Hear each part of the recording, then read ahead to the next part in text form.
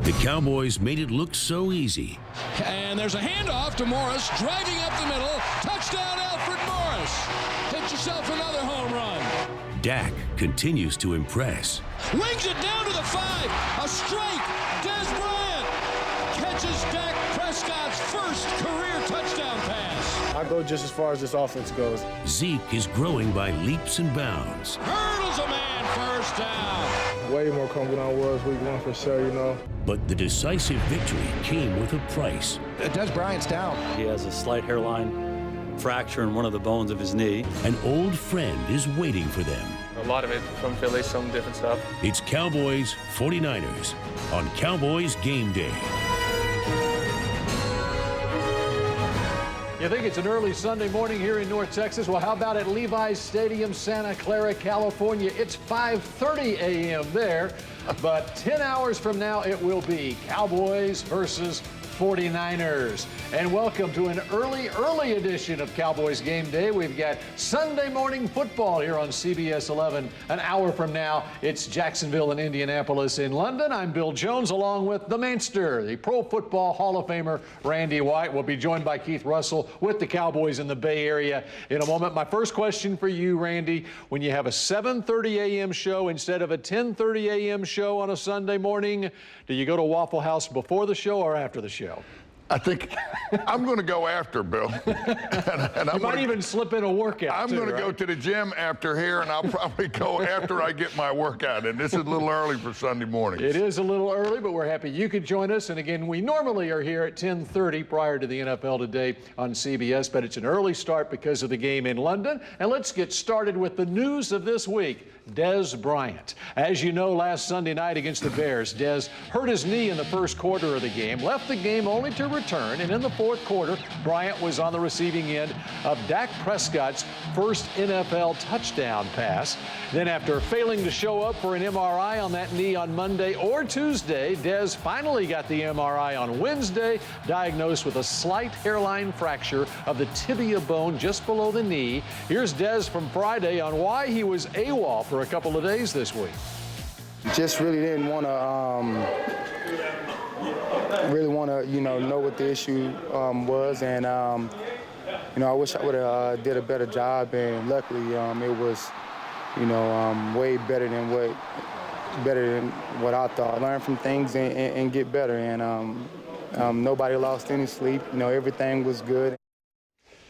As this was going on Monday and Tuesday, Randy, the thought occurred to me that it's sort of like that old saying, nothing good ever happens after midnight. Des was thinking nothing good ever happens when you get an MRI tube, and so that's why he decided, I'm not showing up Monday or Tuesday. But finally had to do it on Wednesday. He knew he was hurt, and he probably didn't want to find out. Yeah, when you're hurt, you're hurt. So, I don't blame him. Don't show up. You don't get the bad news. But he did, and the news was better, as Des alluded to there. The news was better than he thought it would be, as the slight hairline fracture of the tibia bone just below the knee, and it looked pretty bad when it first occurred right there. But the better news for the Cowboys and for Cowboys fans as we approach this game today is that, yes, Des Bryant is with the team in the Bay Area. He was on the team charter going to San Francisco. They're going to test it out before the game, and they remain hopeful that maybe, Randy, Des might be able to play in this game. Otherwise, he wouldn't have made the trip. Well, I'll tell you what, Des is a character. We know that, but I tell you, he's a tough character. And if anybody will get out there and play when they're injured, it'll be Des. Now, just a matter of how much he can contribute and whether he can be effective out there. But, being Des, him just out there is going to be somewhat of a decoy anyway. But, I think he'll suck it up and he'll get out there and play. I think they still got that xylocaine stuff that we used to use. Maybe they do, Bill. I don't know. It's a long way from your heart. You're not going to die. There you go. Randy would be playing. I guarantee you that. All right. There's some offensive line woes, though, for the Cowboys right now. Some injury issues. And really, Tyron Smith needs to play, but he's been out of practice throughout the last week. Lyle Collins has been out as well. Let's start with Tyron Smith, though, because Tyron Smith at left tackle for the Cowboys did not play last week for just the second time in his career, replaced by the second-year guy, Chaz Green. Cowboys really need him. I tell you, he's an anchor on that offensive line, Bill. He's the mainstay. He's an all-pro. You know, him not being in there could make a big difference in Dak's performance and that whole running game's performance. We need him to be healthy. Yeah, and you need him for the long haul, too, so we'll see. But he's these lingering issues with his back, really going back to the preseason as well. Lyle Collins, he's got a toe injury, some torn ligaments in his toe. Now, at first, reports came out that he was going to have surgery. He's gone to a second opinion, a third opinion on it. For right now, Lyle Collins is going to try to rehab it, and maybe he'll be able to come back sooner than expected. But Ronald, and there you saw the effects of the toe right there. Lyle Collins getting pushed back into the backfield. We've never seen that. No, you never see Lyle Collins get pushed back like that. He looked like he got ejected. I saw that play during the game, and I thought, what happened to Lyle? I know he's... And I think that's when they decided at halftime, you know, I think we need to make a switch here. And Ronald Leary, they don't lose anything at left guard with Ronald Leary. No, he's a starter. He's been a part of that starting group, and, yeah, that's a good thing. They got some depth on that offensive line. And that's why you don't trade Ron Leary in the preseason or the offseason. All right, coming up, how the Cowboys' offensive success in the first half is helping the defense. But first, time for our Wingstop trivia question. Dak Prescott has a rushing touchdown in 2 straight games. Only one Cowboy quarterback had a rushing touchdown in 3 straight games. Can you name him? We'll have the answer after the break. Randy, can you name him? Quarterback, 3 straight games with a rushing touchdown. Got to be Staubach, don't you think? Roger or Tarkington, or it could be a... In our Wingstop trivia question, we told you only one Cowboys quarterback had a rushing touchdown in 3 straight games. Did you name him? Well, Randy, it's Dandy Don Meredith in 1966. You remember that? No, I don't remember that. That was before my time. That was Bill. before your time. But Dandy Don Meredith, what an athlete back in the day. As you look at Levi's Stadium, Santa Clara, California. Yes, lots of fans will be making the walk into the stadium, in a few hours from now. It's, of course, a 3:25 kickoff this afternoon. Bill Jones with Randy White. And let's take a look at the Cowboys' great success in the first half of these first 3 games of this season. Just check out these numbers, Randy, as they have outscored their opponents 46-26. They've run 112 plays to 67. Look at the yardage, nearly 700 to 467. And the time of possession, they've nearly doubled it. Dak Prescott has led this offense right out of the gate, first half of games, and that's been a huge advantage for this team. It's a huge advantage, Bill. You can come out and you can dominate that first half the way they do. Keeps your defense off the field. You're getting some points on the board. They're not getting the touchdowns. They've gotten a lot of field goals, but those touchdowns will come. And then the second half, that gives your defense a chance to get rested up a little bit and then make that run in the fourth quarter when the game's tight. And that's kind of the way these games have been working out here lately. You know, not just in the first half, but in the second half, the touchdowns have started coming here the last couple of games. In fact, Dak Prescott has now led this offense in the last 2 games on 8 drives of 72 yards or more, and 7 of those 8 drives have resulted in touchdowns. But a lot of it is right out of the gate. It's going to be very interesting how he does against San Francisco today. All right, we're just getting going here on Cowboys Game Day. Keith Russell joins us from Santa Clara with a preview of what's next. Here at Levi's Stadium, hours away from kickoff, the Cowboys hoping to end this day running their mark to 3-1 behind their new rookie dynamic duo. But of course, we're in hostile territory.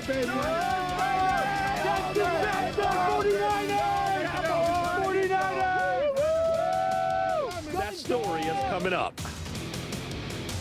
Nissan On the Road Report. Shop ChooseNissan.com today.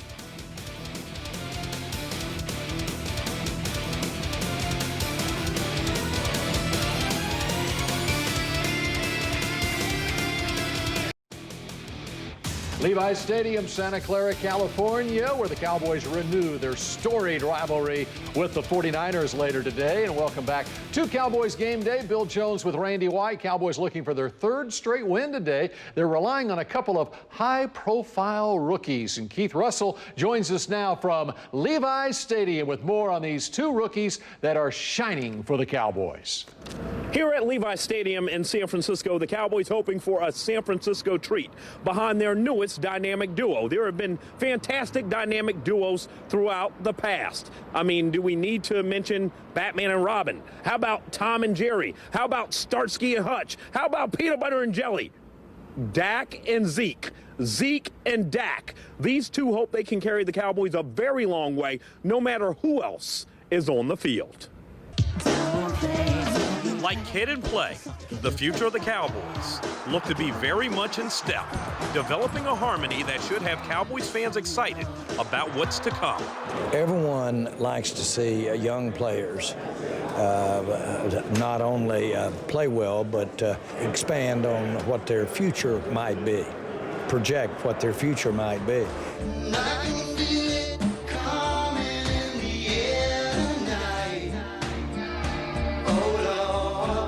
For Dak Prescott, who in 3 games has yet to throw an interception, and Zeke Elliott, who all of a sudden finds himself second in the NFL in rushing, the future is now. I mean, we really don't have a choice but to embrace it. You know, we're both competitors, and we wouldn't want anything but that. So, you know, we take it, and we're gonna keep growing together. With Dez Bryant dealing with a hairline fracture in his knee, and Tony Romo out indefinitely with a broken bone in his back, you don't have to look far to find the Cowboys' 2 biggest healthy stars. One who was drafted to be on center stage, one who has gotten a shot no one saw coming, and has literally taken the ball and run with it. I think that's just mostly been it, just the hunger and the drive to take advantage of their opportunities when it's presented. Elliott was the top 5 pick, has so far been the most scrutinized, but showed he can bounce back from adversity with his finest game as a pro. All that stuff doesn't matter. All that matters is what's going on in this locker room, what's going on between these walls. Because, you know, we go out there and play for each other. We go out there and play with each other. Like I said, since day one, everyone in this building has nothing but confidence in me. And who doesn't have confidence in the man currently handing Zeke the ball, whose demeanor and humility have not changed since the preseason, nor have his results. I go just as far as this offense goes. I mean, the guys up front, they do a great job blocking. Receivers make the plays. And that's why it's a we. I mean, I can only go as far as the other 10 guys allow me to. Dak Prescott, Zeke Elliott, the dynamic rookie sensation. Hopefully they can lead the Cowboys to a 3-1 record by the end of the day. But now here's my question as I toss it back to Bill Jones and Hall of Famer Randy White. If Tony Romo was healthy right now with the way Dak Prescott is playing, would you suit up Romo or would you suit up Dak? That's a question for you, gentlemen, back in studio.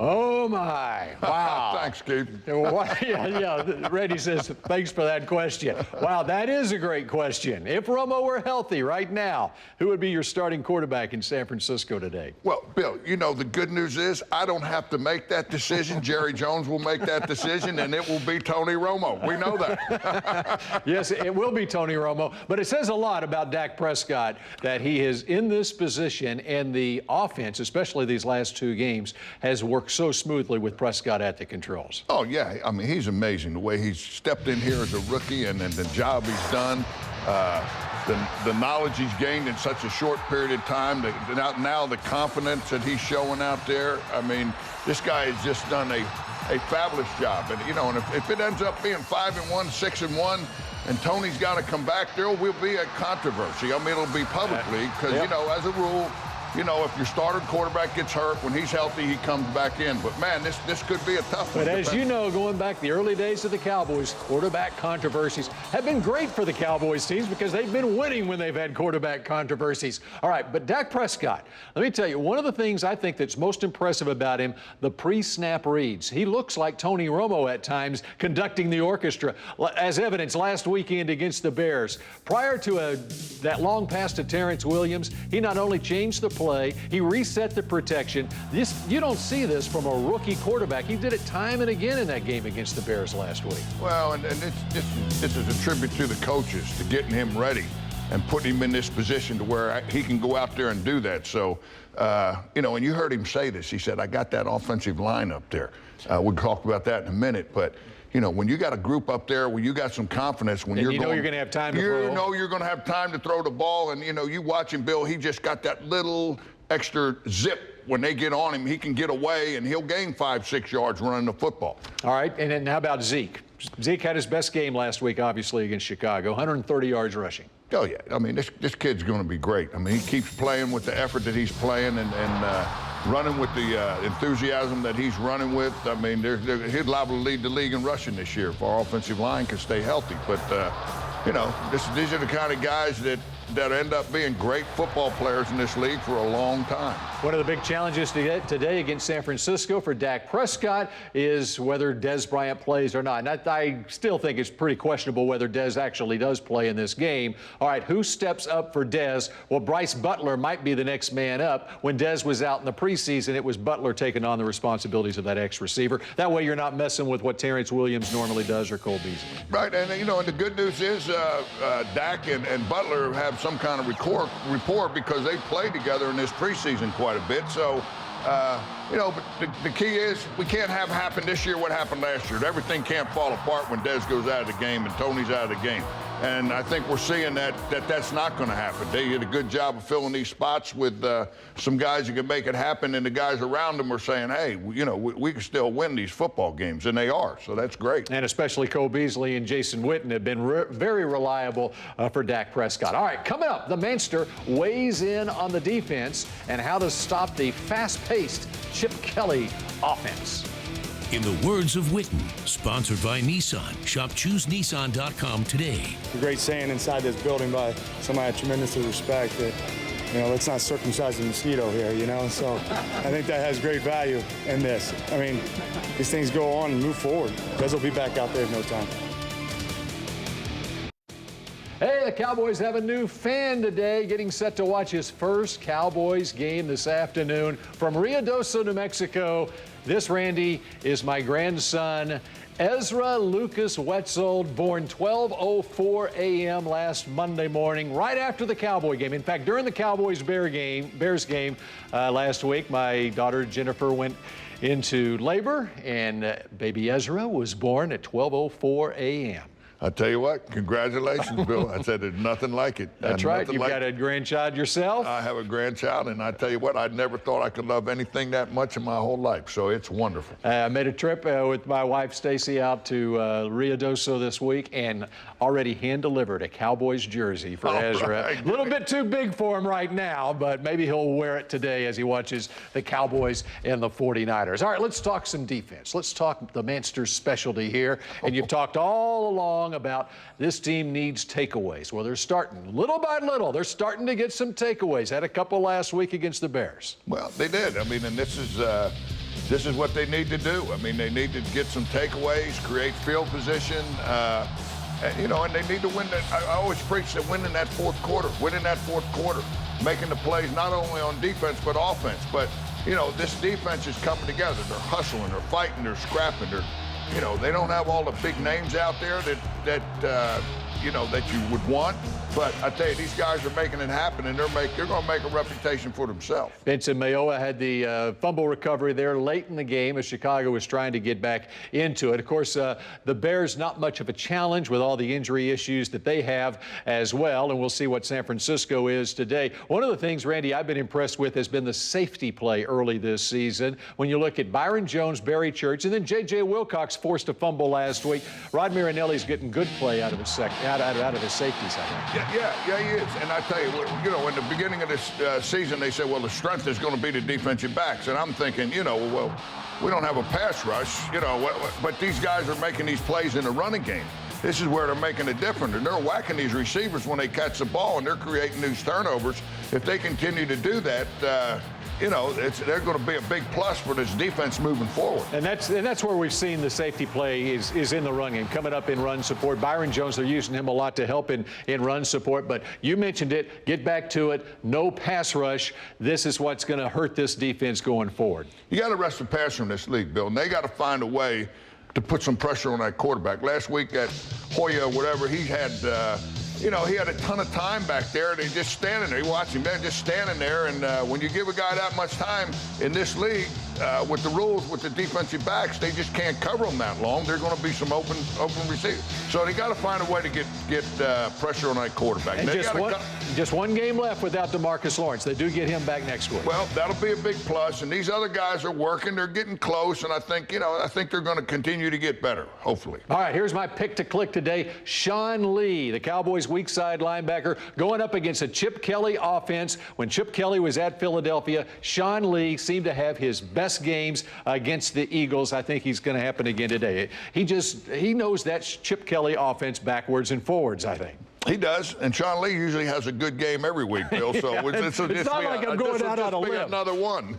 I'm not going out on a limb saying my pick to click is Sean Lee. But look for Sean Lee as the Cowboys try to contain Carlos Hyde. Lee always had great games against LaShawn McCoy. Carlos Hyde, when you look at this 49ers offense, he is the big threat that they have. He had over 100 yards rushing last week against the Seahawks, much of it late in the game, but the run threat is always there in a Chip Kelly offense. Yeah.